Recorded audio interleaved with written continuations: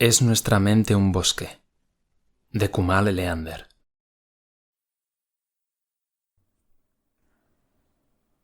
Estás muerta.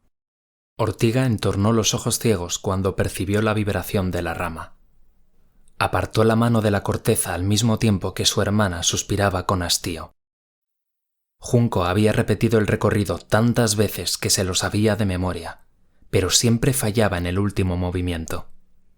Deslizarse hacia la derecha, inclinar el torso hacia adelante y mover la cintura a la izquierda. Pegar el brazo izquierdo al cuerpo y extender el derecho para atrapar la manzana que hacía de reliquia. No parecía tan difícil y, sin embargo, era incapaz de librarse de aquella rama. A veces ni se daba cuenta de que la tocaba. Evitó los obstáculos que ya había superado y se alejó del tronco que coronaba el centro de la cavidad hueca del refugio. Se mordió los labios, a punto de perder la paciencia. No puedo hacerlo. Masculló. ¿Qué has dicho? Inquirió Ortiga, rascándose un codo. Nada, eso creía yo. Junco resopló. Aquello era mucho más divertido cuando le tocaba practicar con Acacia. Esperó a que Ortiga posara la mano sobre la rama a batir y se puso en marcha. Superó los primeros compases con facilidad, así que procuró mentalizarse. Ya no estaba en el refugio, sino en el Museo Natural. Las tensas ramas se trataban de láseres que la delatarían si los tocaba, y la manzana era en realidad el Weavre, el amuleto que les ayudaría a obtener la respuesta. Dejó que los pies desnudos patinaran en direcciones opuestas y volvió a juntarlos con un brinco certero, aterrizando sobre las palmas y dando una voltereta lateral. Alzó la vista y el velo empapado en sudor se le pegó a la frente. Estaba muy cerca. Ya casi lo tenía. Casi. Estás muerta. ¡Joder! Salió del laberinto de ramas con menos cuidado que antes, golpeando varias a su paso. La fecha del asalto se acercaba. Con lo que les había costado localizar el Weavre y obtener los planos del Museo Natural, fallar no era una opción. Si fracasaba, no podrían apaciguar el avance. ¿Seguro que la he tocado? Sabía que era una pregunta sin sentido. A Ortiga nunca se le escapaba nada. Ni siquiera la he tocado. ¿Qué insinúas? Su hermana alzó las cejas, desafiante. Junco bajó la mirada. Antes de que pudiera retomar el entrenamiento, Ortiga se desplazó y posó la mano sobre el extremo de otra rama. La joven fulminó la manzana con la mirada. Avanzó. Estás muerta. ¿De verdad tienes que ser tan drástica? Protestó tras haber golpeado una de las primeras ramas. Disculpa, seré más precisa. Se rascó el otro codo. Estamos muertas. Bufó. Se acercó a Ortiga, frustrada e impotente. Lo peor era que sabía que su hermana tenía razón. Teniendo en cuenta la velocidad a la que estaba avanzando, la confrontación no tardaría en llegar. No puedo hacerlo. Junco. Ortiga le posó las manos sobre los hombros, que no paraban de subir y bajar. Debes hacerlo. Esto es más grande que tú y que yo. Más grande que todas nosotras. Necesitamos el Weavre. Pero va en contra de nuestros principios. No podemos enfrentarnos a... No vamos a enfrentarnos. Llevamos generaciones velando su sueño, pero ahora ha despertado. Debemos saber qué le pasa al bosque. Junco observó el interior hueco de aquel roble gigantesco. El refugio había visto nacer a todas las Bandrui y había visto morir a la mayoría. Aquel era su hogar, su árbol de la vida. Pero la naturaleza había empezado a devorar lo que antes había sido suyo, reclamando carreteras, pueblos y ciudades enteras. Si no intervenían, estallaría una guerra. Ortiga le tapó los ojos con las manos, aislándola de todo pensamiento. Junco se dejó llevar por el caudal que era la voz de su hermana hablándole al oído. Fuiste elegida por el concilio. De las 9, tú eres la Bandrui indicada para esto. Y lo sabes. De las palmas emanaba una sensación cálida y agradable. Puedes superarlo. Eres una raíz. Desarróllate. Evita los obstáculos naturales. Busca la fuente. Sé Junco. Era una sombra alargada más sobre el pavimento. La telaraña láser de seguridad que rodeaba el atril iluminaba los ojos de Junco, entornados en una mueca de concentración oculta por el velo. Inspiró hondo. vamos. Impulsándose con aquella palabra, rauda, serpenteante, retorció el cuerpo para sortear las líneas de luz hasta llegar al centro de la sala y, aguantando la respiración como si nunca más fuera a necesitar aire, alargó los dedos y escondió la pieza de joyería en su manga izquierda. Limpio, casi automático. Solo quedaba volver con pies de gato, y así lo hizo. En apenas un susurro inaudible, rogó a Cait Side que la bendijera mientras deshacía sus pasos hacia el exterior. Los interminables pasillos del Museo Natural parecían cernirse sobre ella a medida que se aproximaba al vestíbulo, donde roncaba el primer y último agente. Mantuvo el espíritu templado al pasar junto a él y salió. La gelidez nocturna aplacó sus nervios de golpe. Junco incluso se atrevió a coger una bocanada de aire antes de internarse, de nuevo, en la oscuridad. Quiso examinar el objeto cuando se hubo alejado lo suficiente, así que se detuvo bajo la luz parpadeante de una farola cubierta de hiedra. Era una de las pocas que aún funcionaban en aquella zona deshabitada de la ciudad, donde la acera se fundía con el campo y las raíces brotaban del asfalto. Las casas habían florecido de manera grotesca. Enormes pétalos coloridos ocultaban las ventanas rotas, enredaderas colándose por chimeneas y puertas. Escuchó un ruido en las inmediaciones y tuvo que reemprender la marcha. Algunas Bandrui se habían encontrado con grupos de personas que, perdiendo la razón, habían empezado a venerar la naturaleza viviendo en zonas dominadas como aquella. Llevaban máscaras hechas de hojas y cuernos de ciervo para honrar a Cernunnos, amo de los bosques y dios de la fertilidad, al que le dedicaban las víctimas de sus cacerías. Y Junco no estaba dispuesta a convertirse en una de sus presas. Apartó las lianas que cubrían la boca de un túnel cercano y se escabulló dentro. La cálida luz anaranjada de los fluorescentes de emergencia la acompañó hasta el otro lado, pero antes de salir aprovechó para estudiar el buibre. Notó que se perdía en aquella reliquia y los sentidos se le agudizaban. Las raíces que colgaban de lo alto del túnel se acercaban. El verdor que pisaban sus plantas descalzas le susurraba. Sintió cómo el bosque avanzaba a pasos agigantados. Frunció el ceño y ladeó la cabeza, desorientada. El buibre, dos serpientes entrelazadas entre sí, desprendía una fuerza primigenia. Las primeras Bandrui la habían tallado en los dólmenes que rodeaban el refugio. Generaciones posteriores la habían dibujado en decenas de manuscritos empleando savia y sangre. Lo que desconocía era su forma auténtica. ¿Un brazalete? Sauce alzó la reliquia en alto y se apartó la cortina de cabello que le ocultaba el rostro. Las otras 8 druidesas contemplaron el buibre con curiosidad genuina, Junco incluida. Habían formado un círculo en el hueco cercano a la copa del roble. Ortiga pidió que se lo cedieran para verlo de primera mano. Palpó la superficie tosca del artefacto e introdujo los dedos en el interior, pero no se lo puso. Las suaves yemas acariciaron las serpientes que coronaban la parte superior, cada reptil mordiendo la cola del otro. ¿Un brazalete? ¿Cómo vamos a descubrir qué es lo que le pasa al bosque con un brazalete? Aunque Acacia había dirigido su pregunta a Junco, tenía la costumbre de hablar tan alto que las demás siempre la acababan escuchando. ¡Ay!, protestó al sentir un pinchazo en la nuca. Tú siempre tan locuaz, Acacia. Masculló Muérdago, recolocándose la hoz dorada en el cinto. Rompió la armonía del círculo para arrebatar el buibre a Ortiga. ¿Seguro que esta es la reliquia que estamos buscando? Puede que Junco se haya confundido. Tiene un mecanismo, reveló Ortiga antes de que la aludida pudiera intervenir. Muérdago arrugó el gesto. Era la Bandrui más alta con diferencia, hecho que se evidenció todavía más cuando Sauce se acercó a ella. La anciana extendió la mano para que le devolviera el artefacto. ¿Y cómo vamos a hablar con el pulmón del mundo usando un brazalete?, inquirió Muérdago, ignorando a su hermana. Junco rememoró las enseñanzas sobre el pulmón del mundo. Las Bandrui recién iniciadas pensaban que el roble que conformaba la guarida había sido el primer árbol, pero en realidad dicho honor pertenecía al Sin Krab, uno de los árboles ancestrales.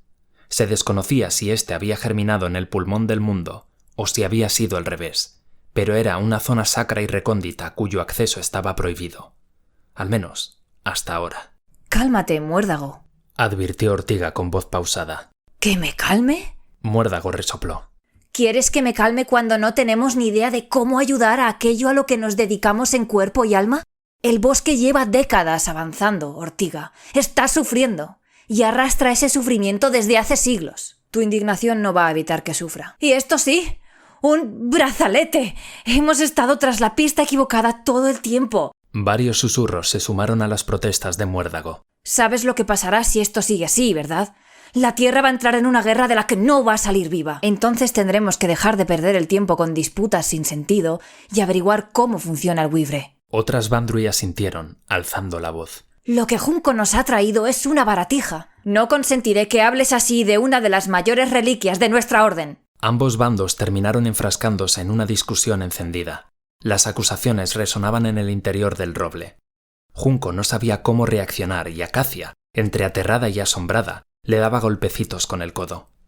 El círculo se había roto y Muérdago y Ortiga se gritaban frente a frente, la primera acariciando la hoja de la hoz y la segunda rascándose el codo de manera incontrolable. ¡Basta! La voz agrietada de Sauce hizo brotar el silencio.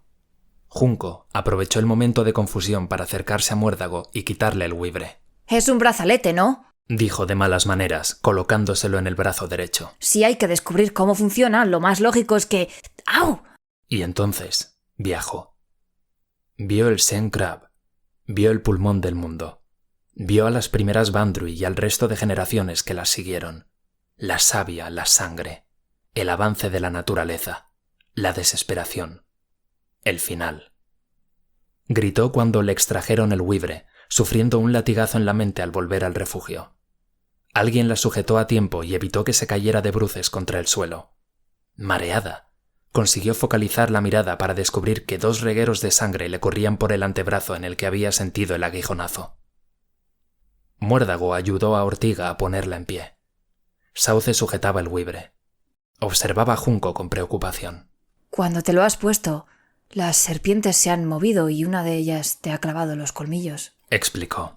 La otra se ha quedado en el aire como si tuviera que clavarse en otro sitio. Completó Junco entre jadeos. Acacia se acercó a ellas con rapidez, se arrancó parte del bajo de la túnica sin pensarlo demasiado y lo empleó para cubrir la herida de Junco. Tenemos vendas de sobra, Acacia. Lamentó Muérdago, sabiendo que era una causa perdida. Ops.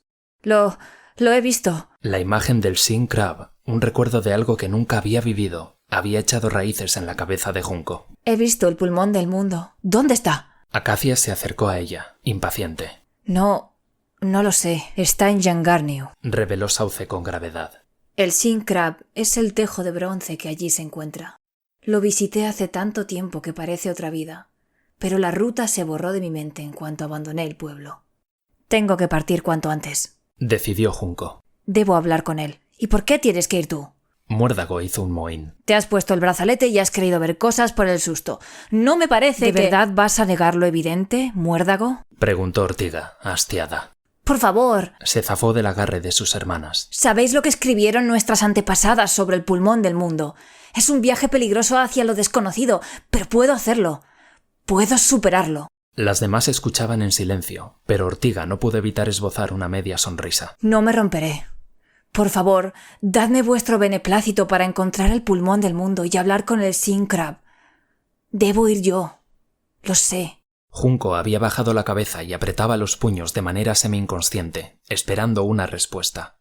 Cada vez que cerraba los ojos veía el tejo de bronce, majestuoso y vetusto, reinando sobre el pulmón del mundo y la naturaleza. La mano de Sauce apoyándose en su hombro la sobresaltó. Tienes el permiso de tus hermanas. Iremos todas contigo. ¡Ébano! Llamó, inclinándose para mirar a la Bandrui situada detrás de Junco. Acompañarás a Junco. Busca la radio que preparaste. Así, todas podremos escuchar las palabras del Sin Krab. Con suerte, compartiremos este mensaje con el mundo y detendremos esta locura. Volvió a centrarse en Junco. Los anillos claros de los ojos reflejaban todo lo que la anciana había visto. Se dice que las primeras Bandrui tenían savia en lugar de sangre recorriendo por sus venas. Le cedió el Wivre. Ya sabes lo que tienes que hacer. La primera luz del día les indicó el camino hacia el pulmón del mundo. Viajaron en un estricto silencio mientras abandonaban la cárcel de asfalto que era la ciudad. Junco se permitió contemplarla por última vez con ojos compasivos. Las farolas arqueadas sobre la carretera derramando una claridad fría que contrastaba con la calidez del amanecer.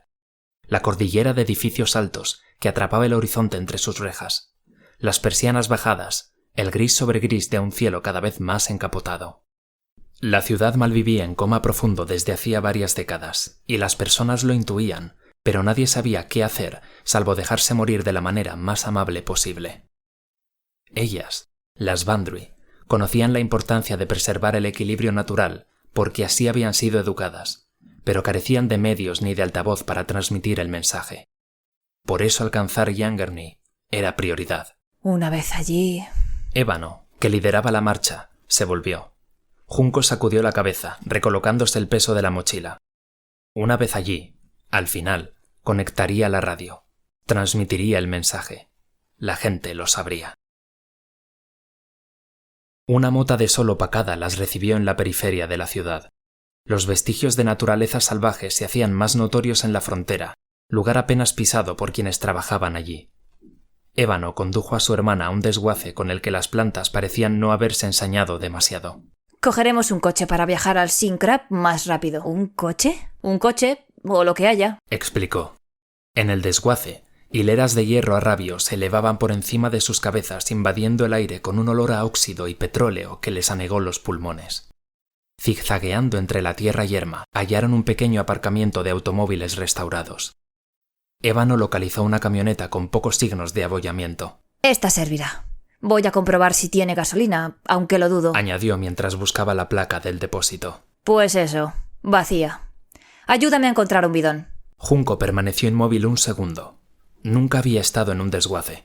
Sabía que era un lugar donde, con suerte, muchos vehículos obtenían una segunda oportunidad, pero también que era el punto final para tantos otros. Sin embargo, la naturaleza ya había comenzado a conquistar algunos resquicios entre tanta destrucción. Brotes verdes, finos, débiles, asomaban por el suelo y horadaban los retrovisores rotos. Obedeció a Ébano. Había bidones aquí y allá, y enseguida reunieron gasolina suficiente para insuflar energía a la camioneta. Ébano montó en el asiento del conductor e indicó a su hermana que hiciera lo mismo. Dentro, la Bandry acarició el cuero áspero del volante con una nostalgia indescriptible. Luego buscó la llave para encender la camioneta, escondida al fondo de la guantera, y arrancó con una suave presión del embrague. Junco subió junto a ella, y por fin se despidieron de la ciudad para siempre. La ubicación exacta del Sin Crab era desconocida. Las Bandry conocían los nombres de los árboles milenarios de la Tierra, conocimiento que se transmitía de generación en generación las noches de solsticio. Junco y Ébano lo habían aprendido gracias a Sauce, que, ajada por la edad, recordaba incluso los que ya no existían. Uno tras otro, los grandes árboles fueron destruidos con dolorosa facilidad. Solo 2 sobrevivieron: el alerce milenario en Chile y el tejo de bronce en Yangerny, a donde se dirigían. Yangerny, en Gales, era un pequeño pueblo engullido por la naturaleza silvestre.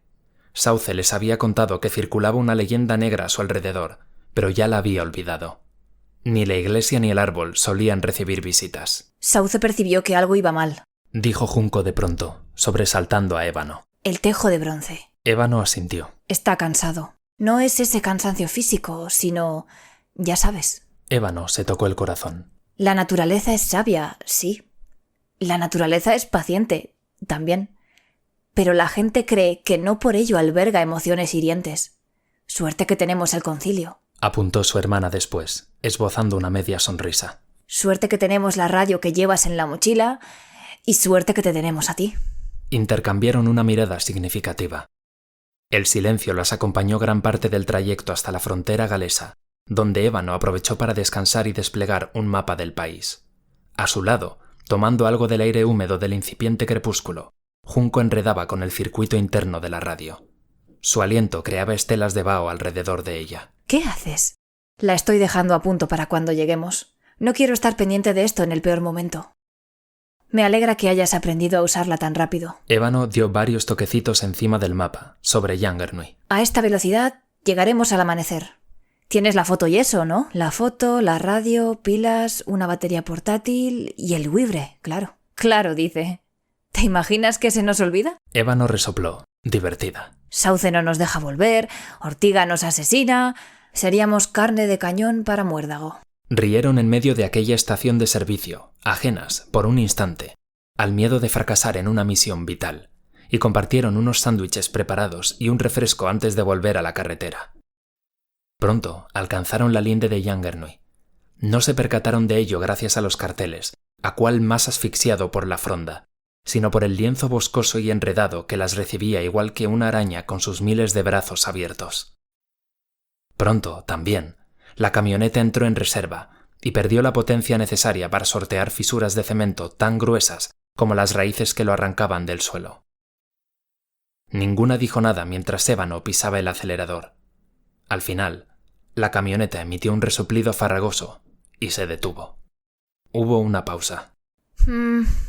Tendremos que seguir a pie, sentenció Ébano. Tendré que seguir a pie. No es necesario que me acompañes más, por si acaso. Se abrazaron fuera. A sus espaldas, la carretera desfigurada. Delante de ellas, un irreconocible paseo ahogado por la espesura. ¿Podrás volver a casa? Algo me dice que la camioneta volverá a funcionar a todo gas en cuanto me aleje de este sitio, le aseguró, esbozando una sonrisa maltrecha. Pero no me alejaré mucho, por si acaso. Ahora fue Junco la que sonrió. Gracias por traerme hasta aquí. Dio los primeros pasos hacia el bosque. Ébano la detuvo. No te dejas nada, ¿no? Llevo todo lo que necesito, al menos todo lo que necesito ahí dentro. Junco desató el nudo que eran sus manos con suavidad. Tengo que irme ya, Ébano. La joven desvió la mirada un momento. Luego irguió la espalda y asintió. Dale recuerdos al Sin-Crab. Lo primero que la aterró fue la quietud.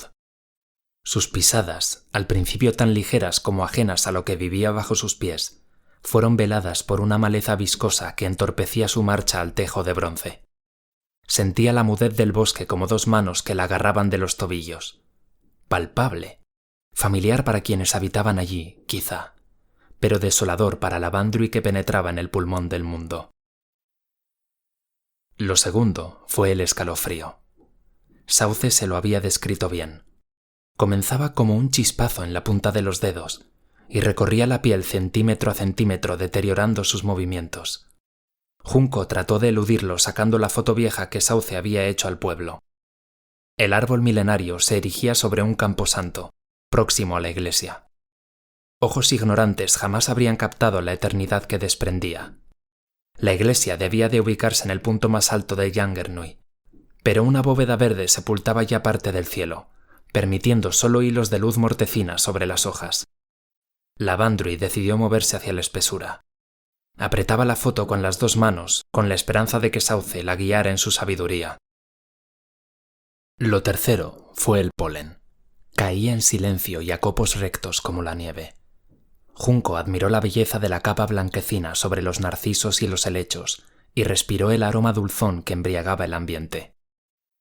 Era una visión única, irrepetible e indescriptible, quizá, para otros que no fueran ella. Junco guardó la foto en un bolsillo de la chaqueta y sacó la radio. El chispazo seguía viajando en su interior, casi paralizándole las piernas, que las notaba como enraizadas a la tierra, y prefirió no mirar por si era verdad. Creo que estoy cerca. Había conectado la radio a la batería y hablaba al micrófono que Ébano había adherido con cinta aislante. El aparato había protestado durante varios segundos para después quedarse en silencio. El piloto rojo que indicaba que la conexión había sido exitosa se tornó verde cuando sus hermanas iniciaron la grabación desde la guarida. Sé que no podéis verlo, pero esto es... El sonido de su propia voz calmó su espíritu. Precioso. Nunca había visto flores tan grandes. Los colores, hermanas... Mentiría si dijera que no son de este mundo, pero pertenecen a él mucho más que nosotras. La hiedra ha levantado las lápidas del cementerio.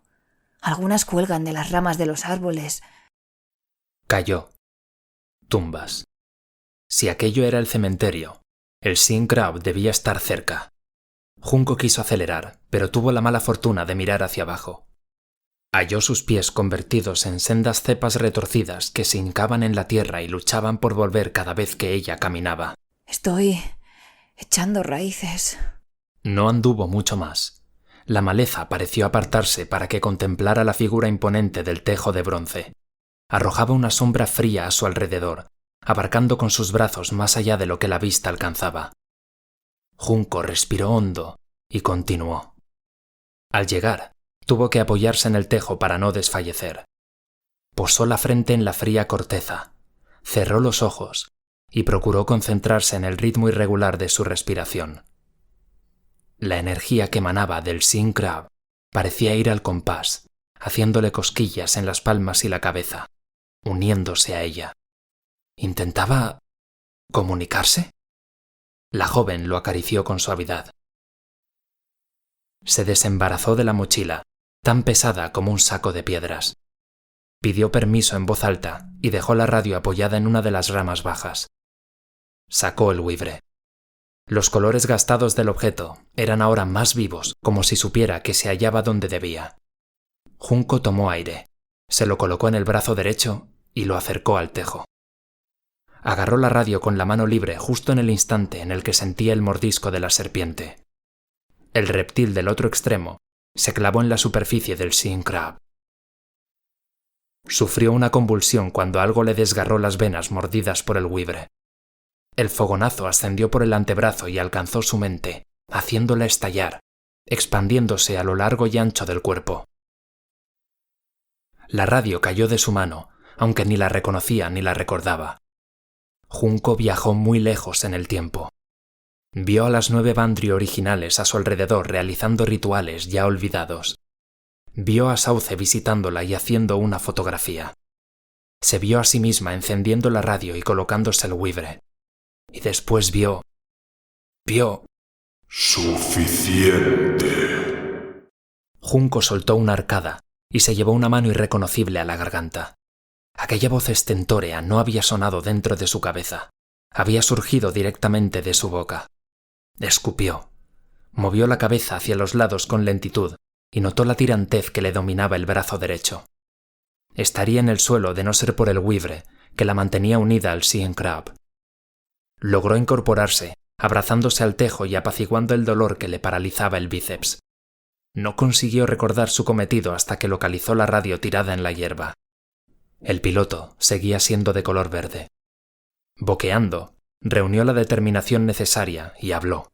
Gran Sin Crab, necesitamos saber qué está pasando. Llevamos mucho tiempo intentando comunicarnos con vosotros. Las palabras perdían su significado. El lenguaje dejaba de serle familiar. Percibía la piel endureciéndose dentro de ella. La guerra entre la naturaleza y la civilización es inminente. Queremos impedirla. Vengo a ayudarte. ¿Ayudarme? La voz destilaba cinismo. El viento azotó las hojas del tejo, provocando un sonido similar a una carcajada. Junco volvió a llevarse la mano al cuello. No podía acostumbrarse a aquella resonancia. Era antinatural. Y sin embargo, desde que el Weavre los había unido, ella era el Sin Crab y el Sin Crab era ella. La sangre y la savia fluían como en tiempos remotos. Escúchame, por favor. Sabemos que la naturaleza está apenada por todos estos años de sufrimiento. Nosotras, las Bandri, también lo estamos. ¿Apenada? Junco lo sentía. La ponzoña que arañaba las raíces del Sin Crab. Palpitaban dentro de su pecho también. El Weavre era el puente entre ambos, de modo que plantó los pies en la tierra y se sumergió en aquella ola de emociones. El envite estuvo a punto de doblegarla. Aquello no era tristeza, no. Era veneno arraigado en cada tallo del tejo. La naturaleza no estaba apenada. Lo que la invadía no era tristeza. Era... Así es. La furia hizo jirones su voz. Vuestra falta de escrúpulos es solo una mota de polvo en nuestra longevidad. Estamos aquí desde mucho antes de que aparecierais, pero habéis demostrado ser una amenaza que no tenemos por qué tolerar. ¿Qué es el tiempo de todos modos? Junco se dobló sobre sí misma. Le costaba respirar. Era como si el Sin Crab le hubiera hecho tragar semillas, raíces enredándose en sus cuerdas vocales. Por favor, necesitamos saber. No hay respuestas, Bandri de Junco. La humanidad se ha probado a sí misma y ha fallado. Desde el insecto más insignificante hasta la criatura más titánica, todas han sabido a qué le deben verdaderamente su existencia y qué es lo que deben respetar por encima de todo. Todas, menos una. Os aniquilarán consiguió escupir. si seguís avanzando y no transmitimos ningún mensaje de paz. Hablas de esas personas como si fueran diferentes a las Bandrui. ¿Y vosotras sois las que nos veneráis desde hace siglos? Si nos conocierais tanto como alardeáis, sabríais de lo que somos capaces. Junco sintió una lágrima deslizándose por su mejilla cuarteada. Pensó en todo lo que las Bandrui habían aguantado para buscar una solución al conflicto. Persecuciones, desprecios, pérdidas. Ni siquiera tuvo que hablar, pues sus pensamientos seguían siendo los del Sin Crab y viceversa. Vuestro esfuerzo es una brizna de hierba salpicada por una gota de lluvia.